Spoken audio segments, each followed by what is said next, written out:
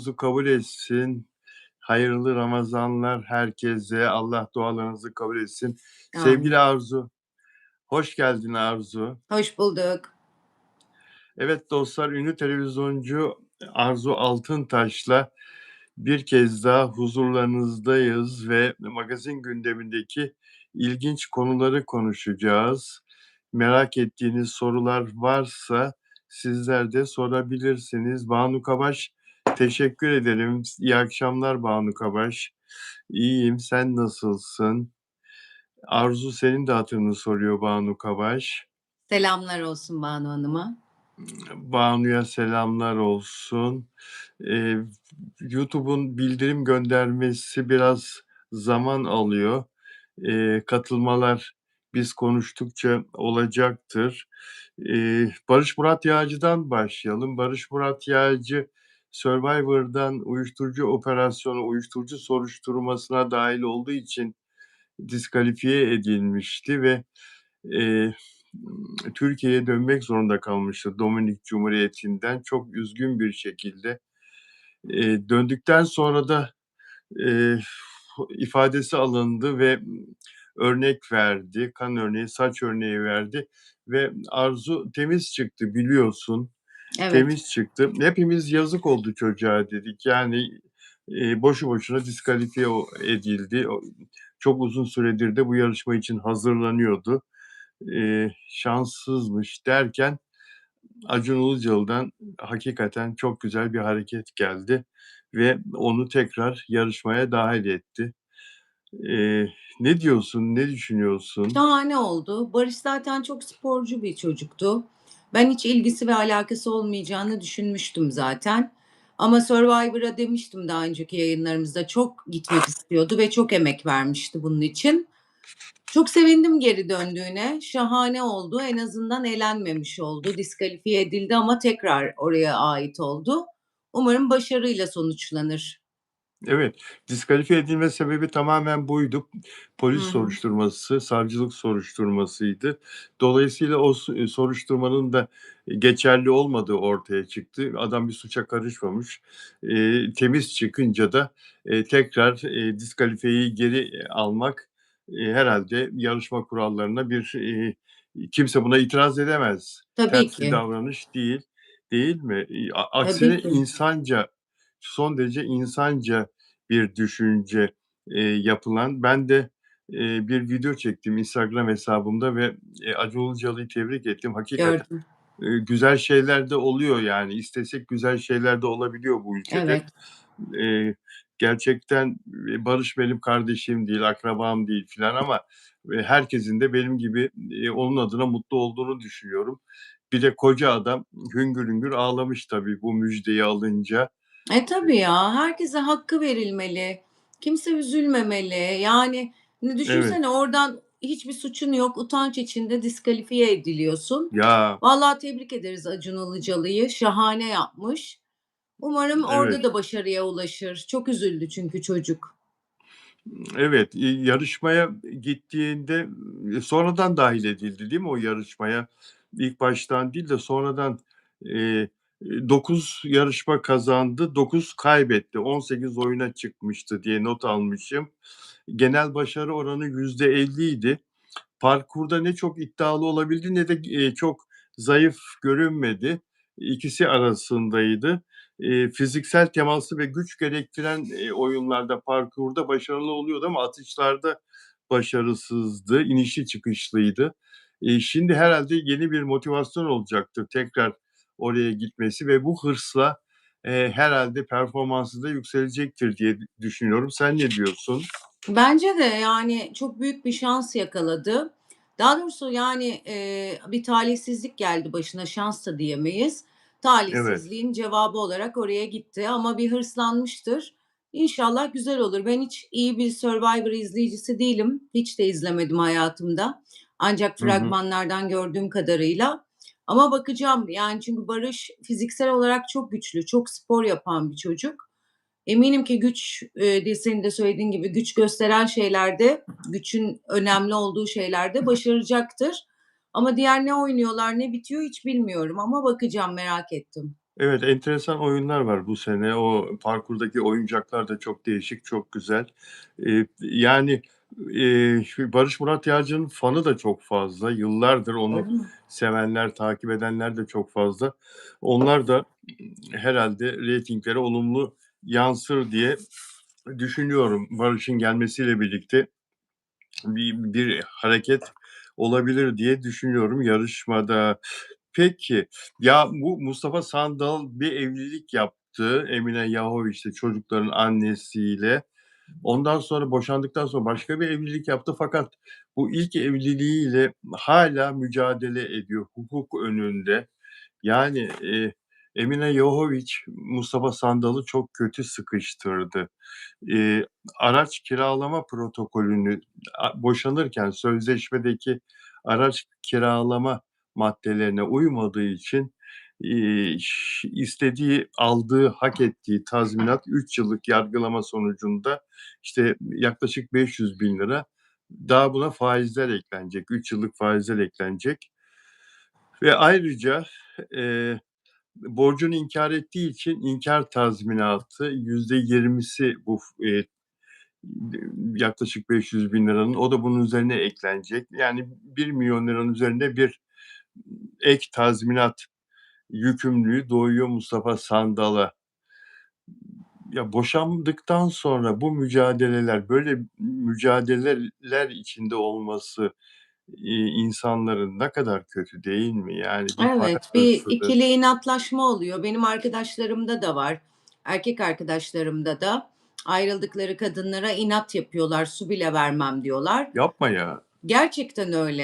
Yani iyiyken her şey iyi, kötü olunca hepsi birbirine düşman oluyor. Kız arkadaşlarımda da var. Onlar da burnundan getireceğiz adamların diye açmadıkları dava kalmıyor. Bir Of! hırs oluyor tabii. Hani atıyorum aldatmaya bağlı ya da başka bir sebebe bağlı insanlar birbirine hırs gidiyor. Yani Mustafa Sandal için 1.000.000 hiç önemli bir para değil, 500.000 de değil, araba kiralaması da hiç önemli değil ama bir inada bindirmiş belli. Hani ben beklesin, arabayı da kiralamıyorum, işte sözleşmeleri de yerine getirmiyorum. Beklesin, keyfim isteyince öderim tarzında bir duruma girmiş bence. Çünkü benim dediğim gibi çoğu erkek arkadaşım da öyle. İnat oluyor. İnattan dolayı atıyorum bu parayı zaten 3 sene önce ödeseydi 100.000 lira ödeyecekti. Şimdi ödüyor 1.000.000. Mustafa Sandal'a koymaz. Bir şekilde öder. Mustafa Mustafa Sandal'a koymadı. Yani boşanırken, karşı tarafın yaptığı protokole imza attı Mustafa Sandal. Eee, Onu da şuradan söylüyorum, yani şartlar hep Emine Jović'in istediği gibiydi. Mesela Sırbistan'da 250.000 euroya ev alacak şartı koymuştu. İstanbul'daki ev, oturulan aile evi, Beykoz Çubuklu konutlarında bilenler bilir çok lüks, İstanbul'un en lüks sitelerinden biri. O zamanki evin o zamanki değeri 3.000.000 dolara ev satılacaktı, o aile evi. 2.000.000 doları Emine'ye verilecekti paranın. 1.000.000 Mustafa Sandal'a verilecekti. Eee, Sözleşmedeki olan şartlardan biri. Buna ilaveten Sırbistan'da 250.000 euroya Emina'nın beğendiği ev satın alınacaktı. Songwriter isimli tekne 3 ayda bir Emina'nın kullanımına verilecekti. Bu muhteşem bir yat. Çocuklar için Mustafa o zamanki parayla 2018 yılında boşandılar. 60.000 lira tatil parası verecekti. Mustafa Emina'ya 275.000 liraya o zamanki, Cherokee Jeep'lerin değeri aşağı yukarı bir araç alırsa Musti'nin araç kiralama sorumluluğu ortadan kalkacaktı. Yoksa, işte, her sene, belli bir para karşılığında bir araç kiralayacaktı, filan falan. Şimdi bu ve nafaka da var ayrıca. O zamanki parayla her ay 15.000 lira Emine'ye para, her ay 10.000 lira çocuklara para ve sonra Musti'nin bu şartlardan bazılarına uymadığı, mesela Sırbistan'da ev satın almadığı iddia etti Emine, ve bu araç kiralamaya uymadığını iddia etti. Güzel bir şey söyledin. Yani taraflar evliyken canım cicim, boşandıktan sonra iş inatlaşmaya biniyor. Yani böyle bir sözleşme yaptırmak, buna alet olmak, bu da çok yanlış yani bence. Ya, kurtulmak için her iki taraf için de ne istiyorsa verelim yeter ki boşasın diyorlar. Sonra geri vites yapıyor erkekler. Kadınlar da öyle. Kadınlar durumunda da istiyorlar ki çocuğu varsa haklı yani. Çünkü aksi örnekleri de var. Bir sürü çocuğa anneleri bakıyor. Adamlar pek muhatap olmuyorlar boşandıktan sonra. O yüzden karşılıklı, yani, ne bileyim, çoluğu çocuğu olana çok garip geliyor böyle inatlaşmalar. Hayatınız boyunca okula gidecek yüz yüze, nişanlanacak yüz yüze, askere gidecek yüz yüze, evlenecek yüz yüze. Ne bileyim, ailede bir ölüm olacak, yine bir arada olacaksınız. Düğün olacak, bir arada olacaksınız. Çok gerek yok yani bunlara ama tabii gel de anlat. İnsanlar dünyada çok büyük hırs içerisindeler. Hiç kimse hiç kimseyi affetmiyor. Herkes herkese inat güdüyor. Enteresan. Evet, yani 8 sene geçti mesela boşanmaların üzerinden. Evet. Mustafa yeni bir hayat kurdu. Emine evlenmiyor ama muhtemelen o da yani hayatına insanlar giriyordur onun da. Birkaç tanesini biz de takip ettik zaten biliyoruz. Mesela şimdiki Fenerbahçe Spor Kulübü Başkanı Saadettin Saran, Mustafa Sandal'dan boşandıktan bir süre sonra sevgilisi olmuştu Emina'nın gibi gibi. Hımm. Ancak bu taahhütler öyle bir şey ki taraflarla beraber devam ediyor. Yani hayat boyu devam ediyor. Ben şundan çekiniyorum, yani mezara kadar nafaka denen bir şey var ya, o hakikaten bazı çiftler için yürürlükte kalıyor yahu. Yani bazı erkeklerin yanında devam ediyor hayatı boyunca o ödeme yükümlülüğü. Evet, Bu evet. kadar da Benim o. çok Hı? zengin bir kız arkadaşım var ama zilyardar ötesi, kocası da çok zengin. Boşanırken ikisi de çok ünlü bu arada. İyi bir okula gidiyor. Okulda giyeceği formayı bile yazdırtmıştı karısı ki karısı Formayı mı? yemin Hadi ya. ederim forma parası Sözleşmeye diye inatları tuttu çünkü. sözleşmeye yazdı. Evet. Ya, adam da diyor ki, yani, arkadaşım, ya, erkek de arkadaşım, kadın da arkadaşım. Arkadaşım diyor ki, adını vermeyeyim, "Ya, herhalde diyor, "okulu zaten ödüyorum, formasını da ödeyeceğim." diyor. Bu arada erkek olan avukat, karısı avukat değil. Düşün, onu bile yazdırtmıştı yani ama karısı onun 10.000 katı zengin. Ona rağmen yazdırttırdı kadın, ne olur ne olmaz diye. Biz aptalız herhalde ya. Ben olsam, yani yapmışlığım da var biliyorsun. Sırtımı dönüp giderim. Hiç kimseyle muhatap olmam. Bizde de gereksiz bir gurur var ama yapmak gerekiyor galiba. Yani, yapmak gerekiyor tabii de, çok da şey yapmadan, yani çok da, yıpratmadan hem kendini hem karşı tarafı makul bir şekilde yapmak gerekiyor. Bir de Mustafa Sandal diyor ki, "Ben çocuklarıma zaten çok iyi bakıyorum." diyor. Hakikaten Mustafa iyi babadır Hı yani. hı. Çocuklar da müzisyen olma yolunda. Bir tanesi aldı başını gidiyor. Yani, her şeye hâkim, stüdyoya giriyor çocuk, şeyler yapıyor, aranjeler yapıyor babası gibi filan şimdiden. Eee, yani, sadece ünlülerde değil bu tabii, halkın, bazı, ailelerde, boşanmış ailelerde de bu nafaka sorunu, bu sözleşme sorunu var, Hep var. hep var. Peki, Sezen Aksu'yla ilgili ilginç bir haberimiz var. Biraz sonra konuşacağız. Telefonla seninle bu konuyu konuştuğumuz zaman çığlık çığlığa kaldın. Onu da sebebini sana soracağım. Kıskançlıktan beyaz giyindim Of! gelinlik formatında. Valla Evet. başka kıyafetle çıkacaktım. Sezen Aksu haberini attığın an kreasyonumu değiştirdim. Sezen Aksu haberini duyunca Arzu Altıntaş beyazlar giyinmeye karar verdi, Tabii ekrana gelinliğe çıkarttı. doğru giden yolda önce beyaz ceketimi giyeyim dedim. Evet, bunu da konuşacağız biraz sonra. Peki, bir başka boşanma haberi, boşanma öncesi, eee, evleri ayırma haberi. Pelin Karahan, sevilen oyuncu, güzel kadın Pelin Karahan, Bedri Güntay'dan, 2 çocuğunun babasından boşanıyor. Kocası Bedri Güntay evini ayırmış, başka bir eve çıkmış. 12 yaşında ve 9 yaşında 2 evlatları var. İnsan üzülüyor tabii, değil mi Arzu? Evet, Yani çok üzücü. Güzel bir evlilikleri vardı. Bedri Güntay öncesinde çok çapkındı. çok. İnanılmaz fazla sıçrıyordu ve zıplıyordu. Hatta şu an cezaevinde olan benim eski sitede bir komşum vardı. Kızı görüyordum. Bir akşam ikisini görmüştüm bir barda. Çok şaşırmıştım. Sonra kızcağız da olanı biteni anlatmıştı. Hani nasıl anlatsam yani Evli miydi o zaman? değildi, bekardı. Ondan çok kısa bir süre sonra Pelin Karahan'la evlendi. Ben de böyle benim bir kıstasım vardır. Gerçekten böyle kalitesiz kadınla gezen adamları pek sevmem. Yani her şeyde bir kalite olacak diye düşünürüm. Pelin Karahan'la evliliğini düşününce duyduğumda çok şaşırmıştım. Acaba dedim inşallah kısa sürmez. Bayağı uzun sürdü. O zamanlar hep görüyorduk her gece çok alakasız saçma sapan tiplerle geziyordu.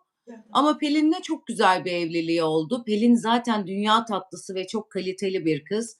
2 tane mi 2 çocuğu oldu değil mi? Evet, evet. 2 tane de çocuğu var Allah bağışlasın. Valla Pelin gibisini bulamaz. Bence otursun bir daha düşünsün. Yani burada da bana gelen bilgiler tabii bunlar iddia. Dilerse Bedri Bey kendisi de bağlanıp anlatabilir. Pelin'i üzdüğü şeklinde ve bu uzun süredir bir değil iki değil diye geldi bana bilgi. Daha evvel de böyle bir çatırdama olmuştu. Birkaç sene evvel, 5-6 sene evvel onların evliliğinde ama her seferinde düzene girmişti yeniden. Şimdi E, ne istiyor mesela değil mi?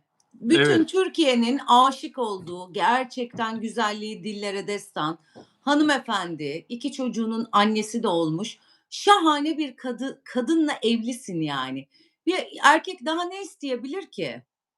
Aynen öyle ama kadınlar rahat durmuyor çevrede. Bak Ya ne o diyor? da aman kadınlar değil ya vallahi erkek erkek olacak yani durmasın. Sen yuvana sahip çıktıktan sonra o da şeyi ay mesela kadınlarda da ben çok gıcık olurum. Kocasını yakalar kadına düşman olur. Hayır kardeşim sen adamla evlisin evliliğini koruması gereken senin kocan. Dışarıdaki B şahsı değil yani. Yani burada tabii her erkeğin bir istihap haddi var. Herkes benim Şebnem'i sevdiğim gibi her erkek sevemeyebilir Evet, yani. gerçekten öyle ama maşallah. Şu Teşekkür ederim. mavi nazar boncuğunu size ikinize Ah, söylüyorum. canım Gerçekten teşekkür öyle. ederim. Siz apayrısınız. Teşekkür ederim. Yani herkesin bir kaldırma gücü, istihap haddi var. Bir tahammül gücü var. Erkeklerin de öyle olduğunu düşünüyorum. Şimdi diyor ki Pelin geçtiğimiz yıllarda katıldığı bir televizyon programında yan masadaki bir kadın benim adama sosyal medyadan yazıyor ya, yazıyor. O masada da diyor erkekler var, başka erkekler var. Kadın benim masama, kocama yazıyor diyor. Sonra kocam bana dedi ki diyor, ben daha bunu fark etmeden evvel, hadi kalkalım yavaş yavaş. Çocuklarla oturuyoruz diyor. Hadi yavaş yavaş kalkalım. Oturuyoruz niye kalkalım? Kalkalım, kalkalım, kalkalım, kalkalım diye ısrar etmiş. Kalktık diyor. Sonra fark ettim diyor. Cep telefonunu arabada diyor şöyle elime alınca diyor gayri ihtiyari gördüm ki diyor niye kalktınız? Rahatsız mı ettim sizi diye mesaj diyor. Sorgulayınca diyor o yan masayı kadından geldiğini söyledi bana diyor. Ondan rahatsız olduğunu, onun için kalkmak istediğini söyledi diyor. Bedri diyor. Düşünebiliyor musun kadındaki şeyi yani? Ya evet çok çirkin. Yani bazı kadınlarda toplumdaki bazı kadınlarda maalesef var. Birisininse o adam onun için daha cazip oluyor. Bence dünyanın en aşağılık şeyi yani. O birisiyle evli. Ya ne bileyim hayatın boyunca ona enişte diyebilirsin ve o gözle bakmazsın yani. Çok acayip ama dediğim gibi çoğu kadında bir kadının elde ettiği adamı elde edebilme hırsı var. Çok enteresan. Burada ünlüyse daha da o hırs öne çıkıyor. Aynen öyle. Sonra bir başka Pelin Karahan, zavallı Pelin ya. Bir başka programda geçen sene Berfu Yenenler'in programında, Eser Yenenler'in karısının YouTube programında benim kocama diyor laf dolaşıyor geliyor işte. Benim kocama diyor bir kadın çıplak fotoğraf gönderdi diyor. Sana da senin kocana da göndermiş olabilir diyor. Böyle kadınlar var diyor. Ben zannetmiyorum Eser Yenenler'e o adam kadınları çıplak foto ama yani bir kadınla bazı manyak kadınlar da var hakikaten. Eser Yenenlere battaniyeyle gönderirler. Yok, bazı kadınlar var hakikaten şöhretli olsun da hiç fark etmez göbeği möbeği, Evet. kilosu, yakışıklı olması, olmaması. Göğsünü gösteriyorlar, göğsünü. Göğüslerini gösteriyorlar diyor. Sen nereden biliyorsun? Sen Şebnem'e bak sen. nereden Yani bazı kadınlarda hırs yapıyor hakikaten bazı kadınlar değil mi? Kafaya taktıkları özellikle ünlü erkeklere, senin dediğin gibi evli erkeklere. Yani bu nasıl bir şey ya? Çok ayıp ya, çok ayıp. Yani o biriyle evli yani. Sen ne yapabilirsin ki? Bir gece bile birlikte olsan, bir saniye bile birlikte olsan ahını alacaksın. Günah. Günah yani ama günahtan anlıyorlar mı? Hayır. Hırs, hırs, hırs. İğrençler. Ben bir kere yani biriyle olan adamı gözüm hiç görmez. O onundur yani. Tabii canım. Allah korkusu olması lazım insanda. Yani evli insana bakılır mı? Evet. Burada Pelin Karahan'ın yuvası yıkılırsa eğer inşallah kurtarırlar. İnşallah.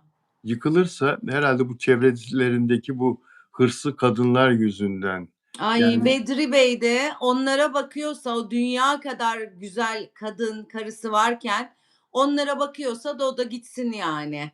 Ondan da çünkü bir hayır. Senin evde Türkiye'de çok meşhur, çok iyi, çok tertemiz, çok güzel yani o kıza bakmaya doyamıyor insan. Dünya güzeli bir kadın var.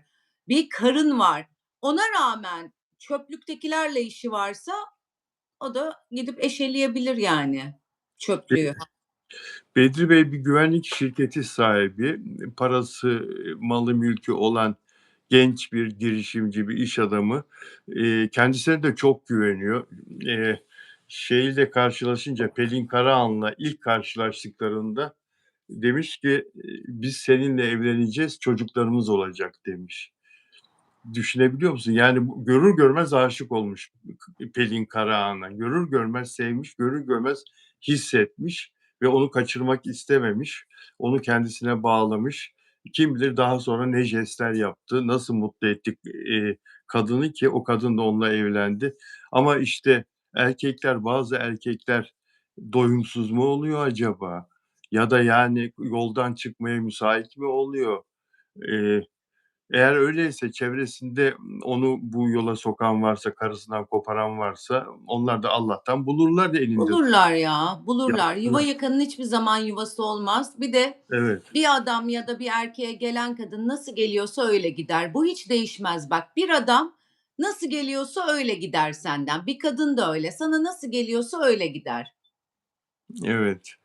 Peki, dün Hadise'yi konuştuk seninle. UNICEF Türkiye temsilcisi olarak Hadise'nin, eee, yaptığı bağış konuşması içinde, yani, Ramazan nedeniyle bağış yapın, UNICEF'e ve çocuklara, ihtiyacı olan çocuklara gidecek bu yardımlarınız şeklinde. Orada Türkiye'de de çocuklar muhtaç, anlamına gelebilecek bir cümle kurduğu gerekçesiyle sosyal medyada linç edildi. Daha sonra bu lince çok geniş kesimler katıldı. Sinan Akçıl gördün mü, okudun mu Sinan Akçıl'ın? Okudum. Ne diyorsun Sinan Akçıl'ın da Hadise'yi sert bir şekilde eleştirmesi konusunda? Vallahi şu köşede bir manav var. O manav bile bir şey yapsa Sinan Akçil'in ona bile yorumu var. Türkiye'de üzerine yorum yapmadığı hiçbir şey kalmadı. Her şeyde Sinan Akçıl, Sinan Akçıl, Sinan Akçıl. Ya zaten hani ayrıldığında kadınlarla ilgili konuşuyordu. Oradan bir gıcık oluyorduk. Sinirimiz bozuluyordu. Şimdi yani bu hadise olduğu için konuşuyor, tekrar konuşuyor, tekrar konuşuyor. Ya bir şeye de sus, bir şeye de bir yorumun olmasın. Ne bileyim. Yani enteresan geliyor bana ya. Enteresan ötesi. Evet, Sinan Akçıl eleştirisinde paylaştığı Twitter mesajında gereksiz açıklamalarla Türkiye'yi yurt dışında küçük düşürme sevdası bitse ne güzel olur. Mesela ben şu an yurt dışındayım ve konuştuğum İngiliz, Fransız birçok kişi yaz tatil planını ülkemize gelmek üzere yapıyor. Ne mutlu bize, bolluk dolu, Afrika için üzüldüğümüz ama o bölgelerle karıştırılmadığımız bir Ramazan dilerim herkese demiş. Ne mutlu bize Eurovision'da Hadise bizi temsil etmişti. Evet ve o zaman Sinan Akçıl'la sevgiliydi. Sinan Akçıl'ın şarkısıyla temsil etmişti. Ne mutlu bize dünyada herkes Hadise'yi tanıyor. Türk olduğunu biliyor. Şükürler olsun.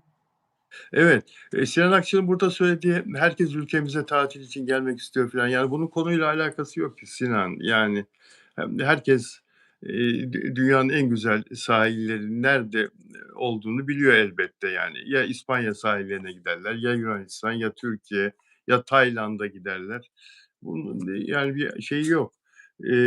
Peki hadise o kadar çok üzerine geldiler ki Cumhurbaşkanı'nın baş danışmanı da mesela hadiseyle ilgili sert bir yorum yaptı. Hadiseyi kınayan bir yorum yaptı ve hadise bunun üzerine o açıklamasını sildi. Yeni bir açıklama yaptı. Yani o mesajını sildi, UNICEF mesajını. O kolayındaysa okur musun lütfen hadisenin açıklamasını? Okuyayım. 2022 yılında Türkiye için UNICEF Çocuk Hakları Savunucusu olarak seçildim. O günden bu yana UNICEF'le birlikte çocuklarımız ve gençlerimiz için ihtiyaç duyulan alanlarda çok kıymetli çalışmalar yürüttük. Deprem felaketinden sonra bölgeye gidip çocuklarımızla birebir vakit geçirdim. Düzenlenen eğitimlere, yapılan yardımlara, onların gözlerindeki korkuya ama aynı zamanda umuda yakından tanıklık ettim. O günlerden beri içimde tek bir duygu var. Çocuklarımız için daha fazlasını yapabilmek. İçinde bulunduğumuz mübarek Ramazan ayı için UNICEF tarafından bana bir metin iletildi ve video çekmem istendi. Videonun özeti şuydu: Ramazan'da iyiliği birlikte büyütelim. Ben bu vatana aşık bir kadınım. Türkiye'nin gerçeklerini bilen, bu gerçekleri görmezden gelmeyen ama her zaman çözümün bir parçası olmak isteyen bir kadınım. 2019 yılında mülteci çocuklara kucak açmamız gerektiğini savunduğumda niyetim aynıydı. Deprem döneminde hem Türkiye'de hem yurt dışında çocuklarımız için yardım toplarken de niyetim aynıydı. Bugün Ramazan ayında çocuklarımız için destek çağrısı yaparken de aynı yerdeyim. Türkiye çok güçlü bir ülke. Devletiyle, milletiyle her zaman vatandaşının yanında olan bir ülke. Ülkemiz dünyanın her yerine yardımlar götüren, ihtiyaç duyulduğu an herkesin yanında olan bir ülke. Ülkemizde ve dünyada yardıma muhtaç duyan çok çocuk ve çok ailemiz var. Devletimizin çabaları, yaptıkları çok kıymetli. Bunun yanında yardım kuruluşlarının, Kızılay, UNICEF, İHH, İnsani Yardım Vakfı gibi kurumların destekleri de bir o kadar önemli. Bu kurumlara yapılan bağışların çocukların hayatında gerçek bir fark yarattığının en büyük şahidiyim. Özellikle 22 yaşımda Eurovision'da ülkemi temsil ettiğim günden bu yana hangi platforma çıktıysam Türkiye'yi gururla savundum. Bundan sonra da savunmaya ve en güçlü şekilde temsil etmeye devam edeceğim. Ramazan ayında hepimizin öfke dolu cümlelerden, düşmanlaştırıcı duygulardan uzak durmasını diliyorum. Oruç sadece bedenin aç kalması değil, zihinlerin, kalplerin de kötülüklerden arınmasıdır. Duam, daha adil bir dünyada tüm çocukların eşit şartlarda güvenle ve sevgiyle yaşayabildiği bir gelecekte buluşabilmek. Çok güzel. Teşekkür ederim. Yani çok güzel bir, açıklama, samimi bir açıklama. Diyor ki, "Bu benim elime verildi bu metin." diyor. Yani UNICEF'te görevli ve, uzun zamandır 4 yıldır görevli. UNICEF yöneticilerine, UNICEF'le ilgili, bu metni hazırlayanlara elbette güveniyor ve onlardan gelen metni çok fazla sorgulamadan, bu derin anlamını düşünmeden, orada bir hata olabilir. Yani orada hata yapmış, diyenler. Çünkü, aslında niyeti temiz. O metnin de çok art niyetli olduğunu, söyleyemeyiz. Yani nereden baktığına bağlı. Türk çocuklarının da yardıma muhtaç olduğu vurgusuyla bakarsan evet, Türkiye'de zaten gerçekten yardıma muhtaç olan, dün de konuştuk, milyonlarca aile var ve devlet bu yardımı yapıyor. Bakanlıkların resmi raporları, Türkiye İstatistik Kurumu'nun resmi raporları var. Yani kimine göre 18 milyon aile, ise 18 milyon kişi, kimine göre 8 milyon kişi devletten yardım alıyor her ay. Yoksulluk yardımı alıyor. Tam resmi rakamı resmi sayfalarda, sitelerde bulabiliriz. Şimdi, çocuklarımız için destek çağrısı, Ramazan ayında çocuklarımız için destek çağrısı yaparken de aynı yerdeyim. Burada, bu metin bana hazır verildi diyor. Ben hazırlamadım anlamında söylüyor. 2, şöyle bir geçiyorum, bir dakika. Ülkemiz dünyanın her yerine yardımlar götüren devletimizin çabaları. Eee, evet. Ve en sonunda oruç sadece bedenin aç kalması değil, zihinlerin ve kalplerin de kötülüklerden arınmasıdır. Doğan daha adil bir dünyada tüm çocukların eşit şartlarda güvenle ve sevgiyle yaşayabildiği bir gelecekte buluşabilmek.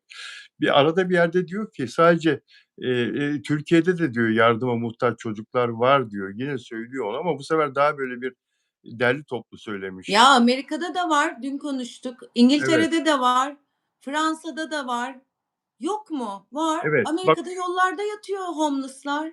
Tamam, çok doğru. Ülkemizde ve dünyada yardıma ihtiyaç duyan çok çocuğumuz, çok ailemiz var. Ya bana Ramazan öncesi ve senenin çeşitli zamanlarda sana da oluyordur ve, diğer, ekran yüzlerine, influencer arkadaşlara da oluyor, biliyorum.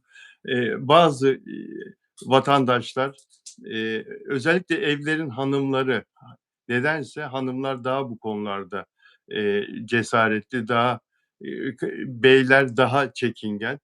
Yardım yazısı yazıyorlar. Ya diyorlar çocuklarımın evde yiyeceği yok. Ben de onlara diyorum ki, bana, yenge 2 dakika içinde evinin buzdolabının içinden fotoğrafını çek yolla. Yani benden istediği gerçek mi değil mi? Yapabileceğim o anda bir test yok, başka bir şey yok, doğrulama yok. Ve hakikaten bana o fotoğrafı yolluyor, bomboş. İçeride bir sürahi var, bir işte yağ var bir parça filan. Ben de elimden geldiği kadar ona alışveriş yapıp yolluyorum, adresini alıyorum, alışveriş yapıp yolluyorum filan. Bu şekilde yardım isteyen o kadar çok insan var ki hele bu Ramazan zamanında. Şimdi bunların çocuklarını filan sonra bana fotoğraf yolluyorlar. O alışveriş torbaları eve gittikten sonra.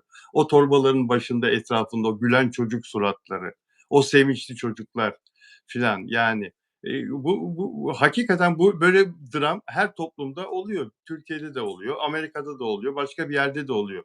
Şimdi Hadise bunu paylaştığı için bir kadına, bir kıza, bir sanatçıya böyle saldırmak bilmiyorum ama bunu hak etmediğini söyleyebilirim. Yani ben Hadise'nin buradan Türkiye'yi zayıf düşürmeye, zayıf göstermeye çalıştığı fikrinde Asla.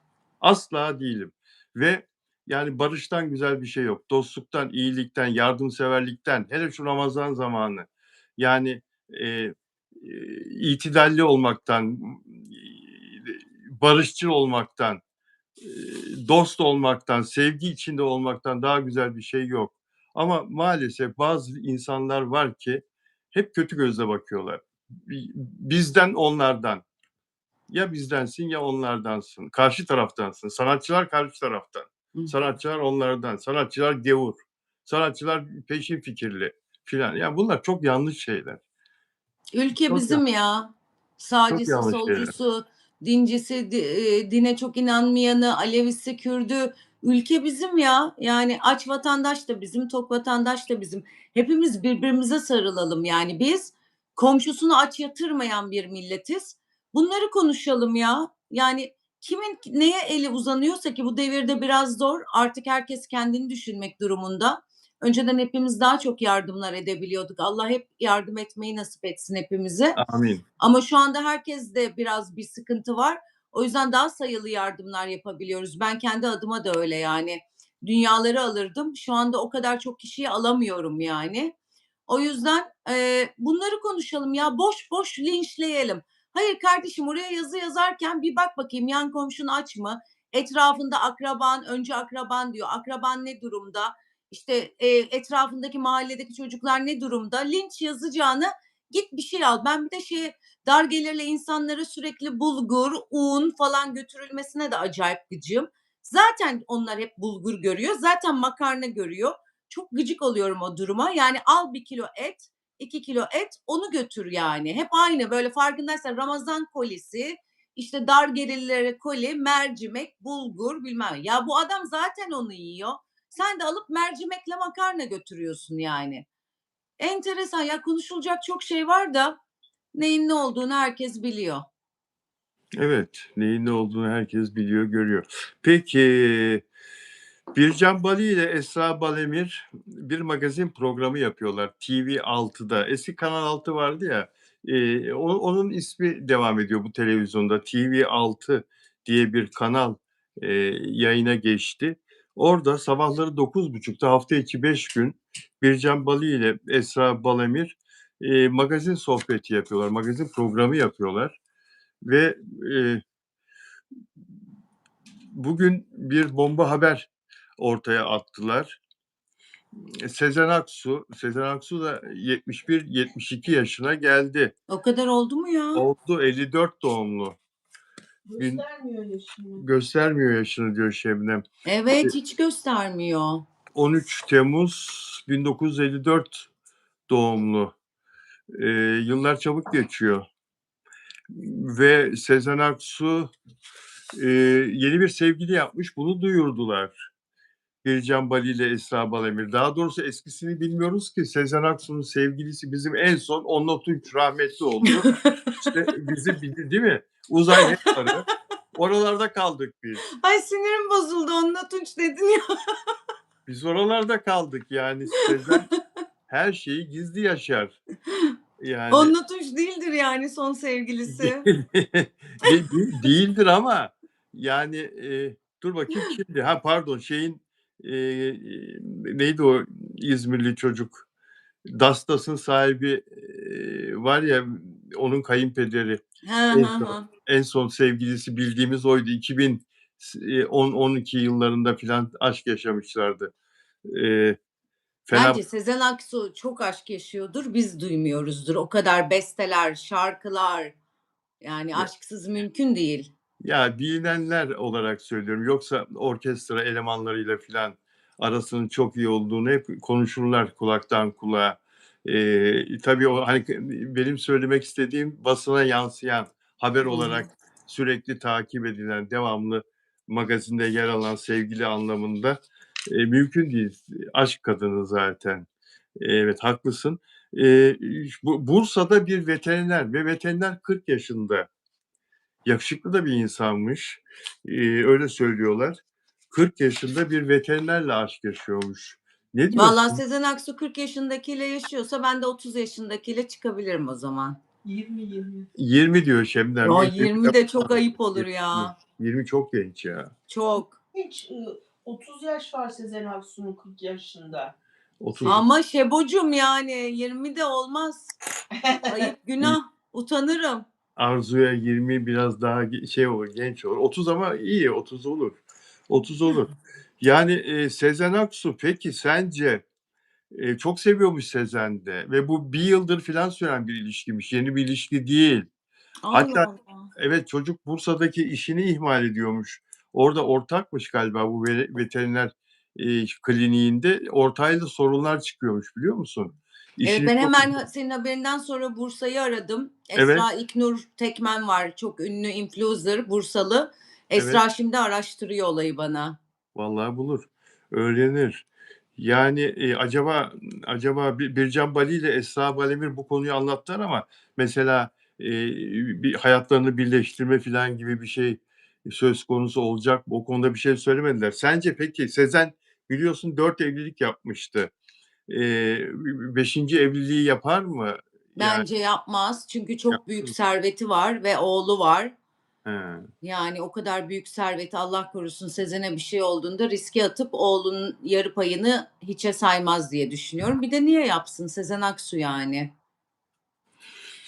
Yani çok seviyorsa çocuk başkasına gitmesin diye, sevgilisi başka kadına Gitmez ya, adam Sezen Aksu ile birlikte, daha ne olsun? Eminim ki bütün çocukluğu ve gençliği Sezen Aksu ile geçmiştir hayranlıkla. Gitmez ve Sezen Aksu da evlenmez bence. Ama yani şimdi demin konuştuğumuz konu bu mesela. Pelin neydi? Bu oyuncunun boşanma davasında. Pelin Karahan. Pelin Karahan'da konuştuğumuz yani şimdi bu Sezen Aksu'nun sevgilisi ne özelliği var acaba bu adamın diye bazı kadınlar takılmaz mı mesela? Böyle bir tehlike yok mu? Yani evlense belki en azından ya adamın nikahlı kocası, bize bir hayır gelmez filan ondan, günah Hiç filan. olmuyor. Evlenince daha çok adamların peşinde koşuyorlar. Gördük işte. Böyle saklı tutuyordur bence. Düşünsene, Sezen Aksu onunla evlenecek. Adam acayip meşhur olacak. Şu anda 10 kişi asılıyorsa milyonlarca kişi asılacak Sezen Aksu'nun kocası diye. Ya ne kötü be. Ne kötü be. Hande Yener Sezen Bizi konsere götür konserleri yapmıştı. Ben Evet. de Sezen Bizi koca bulmaya götür konserleri istiyorum. Ya alemsin ya. Alemsin. Şimdi bu konuşulanlarla ilgili, bu haberle ilgili Sezen Aksu'nun tepkisi nasıl olacak acaba? Ne çıkıp bir şey söyleyecek mi? Söylemez Sezen değil ablam mi? bana da bulsun lütfen ya. Yani benim bir 400 beste eksiğim var. Baktım Sezen Aksu'nun 400 bestesi varmış. Bende hiçbir şey yok beste olarak. Bana da bulsun. Veteriner olur, doktor olur. Sezen Aksu çok iyi bir hayvansever biliyorsun. Acaba kedi köpek sayesinde mi tanıştılar? Ay ben Olabilir de mi? gidiyorum. Yani benim ameliyat ettirmediğim sokak hayvanı yok. Hep de benim önüme düşer. Araba çarpar, herkes kaçışır, hayvanı ben götürürüm. Platin taktırırım. Yok avcılara git, yok oraya git, buraya git. Kedi önüme düşer, bir şey olur. Veteriner dolaşırım. Hiçbir şey bulamadım oralarda. Hayda! Bir de şunu merak ediyorum, Arzu sana sormak istiyorum. Acaba Sezen Aksu bu sevgilisi için, bu 40 yaşındaki hayvan dostu sevgilisi için bir şarkı yapmış mıdır? Ne diyorsun? Kesin yapmıştır. Ben Sezen Aksu olsam, aşık olsam yaparım. Allah da belki de o yüzden yaratmadı beni. Ben öyle Sezen Aksu falan olsam aşık olunca 150 tane falan beste yaparım. Öyle mi? Yani ortak sevgileri de var, kediler, köpekler. Mesela "Gel pis pis pisi sarıl bana, okşa beni" filan. Belki öyle bir şey de olabilir. Vallahi He? olabilir. Son şarkılarını, dikkat etmek lazım bir şarkı çıkartırsa. Ya, Kesin yapmıştır, kesin. şaka bir tarafa yapmış olabilir hakikaten ve Sezen Aksu'ya da yakışır. Eee, yani Vallahi Kanlıca'dan geçerken bağırınacağım ben. Gerçekten yapacağım. Manyaklığımı biliyorsun, yapacağım. Estağfurullah, estağfurullah. Yani, enişteyle bir fotoğraf görsek ne güzel olur. Bir fotoğraf, Şahane bir olur. görüntü görsek ne güzel olur. Allah Yakışıklı mı acaba adam? Çok merak ettim. mutlaka yakışıklıdır ya. Mutlaka yakışıklıdır. Acaba? Evet, Sezen Aksu yakışıklı seviyor. Evet, mutlaka yakışıklıdır. Ortak yönümüz bak, ben de yakışıklı severim. Evet, aydınlık yüzlü, baby face mutlaka öyledir diye düşünüyorum enişte için.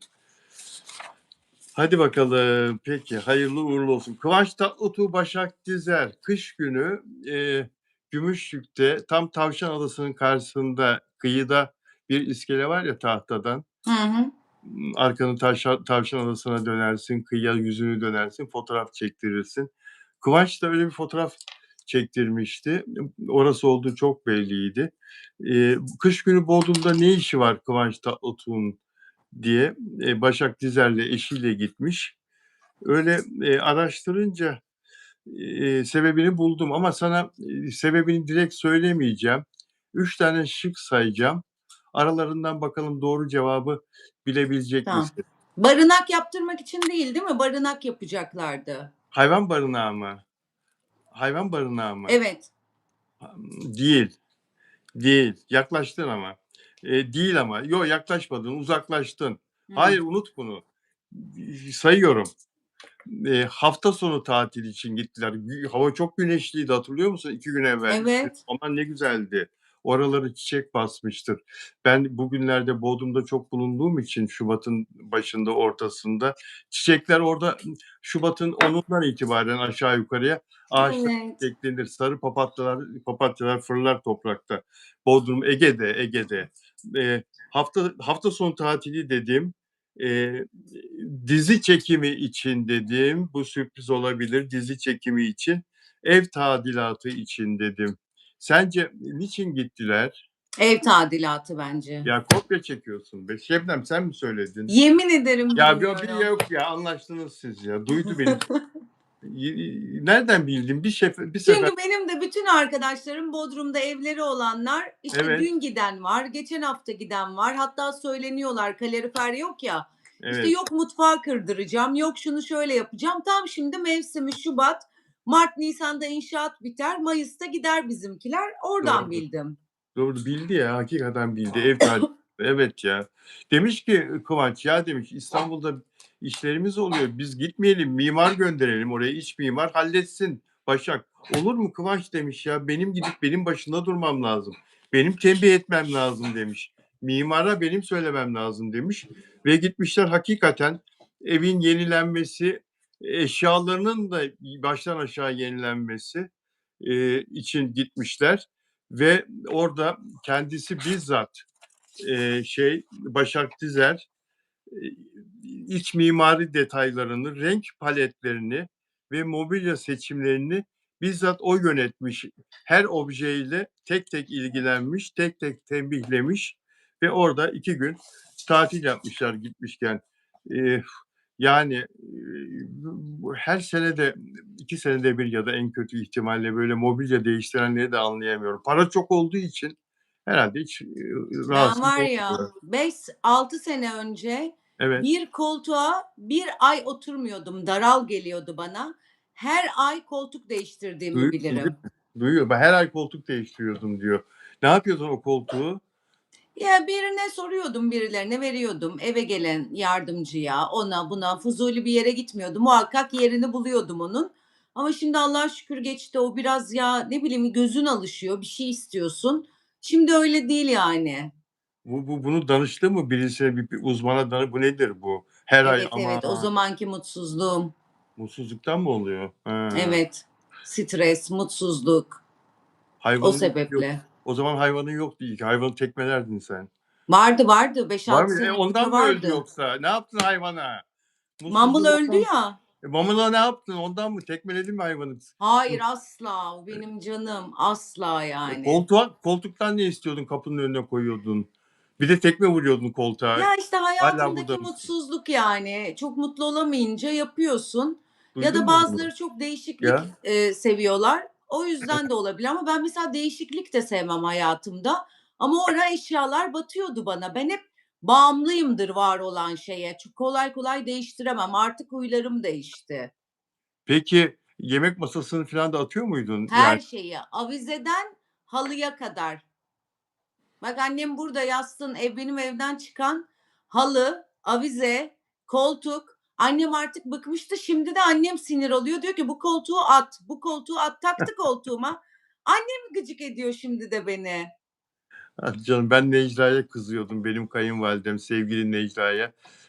Siz gidin çocuklar derdi bize mesela. Şebnem al çıkın gidin siz biraz gezin derdi. Bir gelirdik evde kendi fazlalık gördüğü ne varsa kapının önüne koymuş, atmış.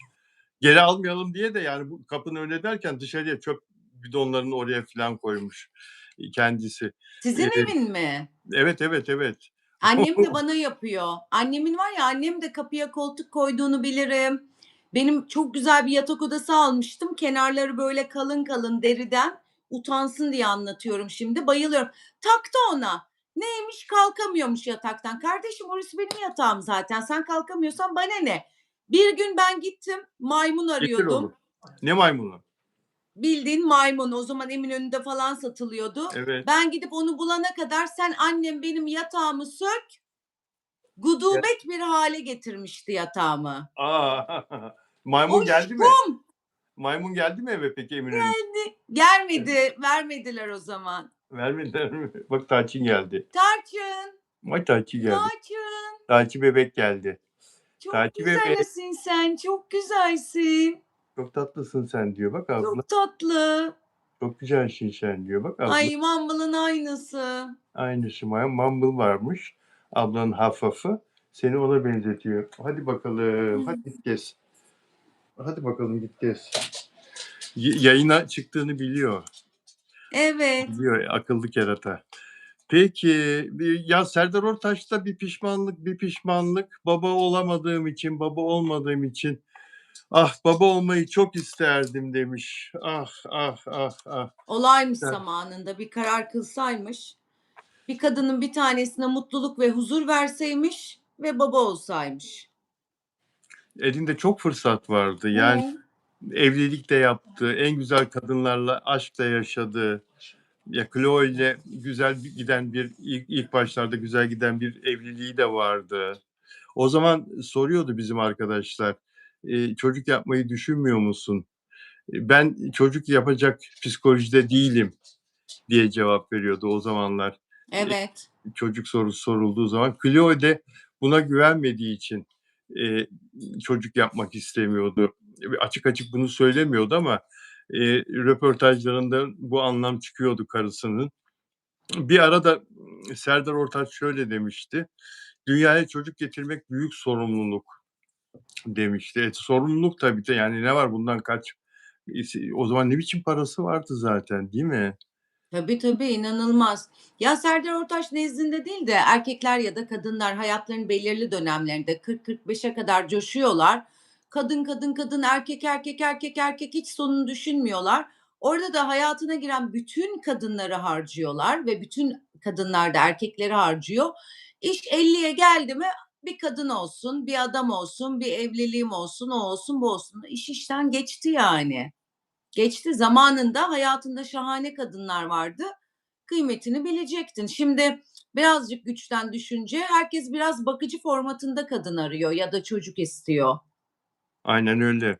Bak şimdi eli ayağı tutmayacak duruma geliyor yavaş yavaş, yani ağır bir Evet, hastalık yaşıyor. Yanında tabii, bir ona ilgi gösterecek, onu seven bir kadın olsaydı, ondan bir evlat dünyaya gelmiş olsaydı, o çocuk tabii. şimdi 18-20 yaşında olurdu yani. Aynen öyle. Zamanında yapsaydı ve yani hem karısı hem evladı onun yanında, ona çok büyük destek olurdu ama kaçırdı o treni. Maalesef, Maalesef. Bu maalesef. Serdar Ortaç'ın, Mehmet Ali Erbil'in, yani bu yaşadıkları hakikaten genç, nesile örnek olması lazım. Genç ünlülere, genç sanatçılara örnek olması lazım. Evet, bak ne güzel Kıvanç Tatlıtuğ, genç oyuncular. Oh mis buldular hayatlarının aşkını, evlendiler, çocuğu da yaptılar. Ultra yakışıklı adamlar, şahane kızlar. Bunlar o da olsun, o da olsun, bu da gelsin, bu da gitsin. Garip yani. Aynen. Canım çok teşekkür ederim Arzucuğum, yayınıma katıldığın için. Ben Renk teşekkür kattın ederim. yine. Eksik olma, sağ olasın. Dostlar, çok sağ olun, eksik olmayın bizi izlediğiniz için. Yarın inşallah yeniden görüşeceğiz. Arzucuğum iyi akşamlar İyi diliyorum. akşamlar, görüşmek üzere herkese. Sevgiler.